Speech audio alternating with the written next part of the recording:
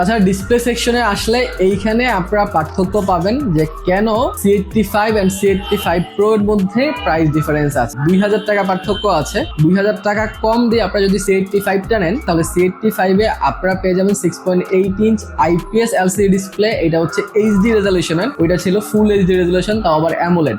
এখানে IPS টা পাচ্ছেন আপনারা। পাঞ্চল ডিসপ্লে পাচ্ছেন, কিন্তু এখানে রিফ্রেশ রেট আবার বেশি, 144 হার্টজ এর রিফ্রেশ রেট দেওয়া হয়েছে। যদিও রিফ্রেশের সব জায়গায় 144 হার্টজ কাজ করে না, কোনো জায়গায় কাজ করে না আই থিঙ্ক। তাছাড়া বেশ কিছু কন্টিনিউয়াস এক্সপেরিয়েন্স আমি শেয়ার করছি, আপনারা দেখলে বুঝতে পারবেন যে এটা ডিসপ্লেটা কেমন কোয়ালিটির ছিল। অন্তত ফুল HD তারা দিতে পারতো, ফুল HD দিলে আমি খুশি হইতাম, বাট তারা ফুল HDও দেয় নাই। এখানে HD প্লাস এটা ডিসপ্লে আপনারা পাচ্ছেন। তাছাড়া UI এন্ড OS নিয়ে কথা বললে এখানে আপনারা Realme UI পাচ্ছেন। Realme UI কাইন্ড অফ ঠিকঠাক আছে, আমি যে খারাপ বলবো তা না, কারণ Realme UI ওভারঅল এক্সপিরিয়েন্স ভালো দেয়, কোনো প্রকার বাগ দেখা যায় না এত সহজে আর কি। যদিও অনেক ব্লোটওয়্যার গেম টেম তারা ইনস্টল করে দেয়, এগুলো আপনারা ইনস্টল করতে পারবেন, সমস্যা নাই, কিন্তু কোনো প্রকার অ্যানিমেশন ওইরকম আপনারা পাবেন না। যদিও ল্যাগ ট্যাগ নাই, বাট স্টিল ওইরকম ভালো রকমের যে অ্যানিমেশন আছে অ্যাপ ওপেনিং অ্যাপ ক্লোজিং এ সেইটা না। জাস্ট আপনারা যখন ওপেন করবেন তখন অ্যাপস আসবে, অ্যাপস চলে যাবে, ওইরকম কোনো বেটার অ্যানিমেশন তারা দেয় নাই। বাট স্টিল UI এক্সপিরিয়েন্স খারাপ ছিল না, আমি UI এক্সপিরিয়েন্সকে একটা বেটার মার্ক দিতে পারি এইখানে।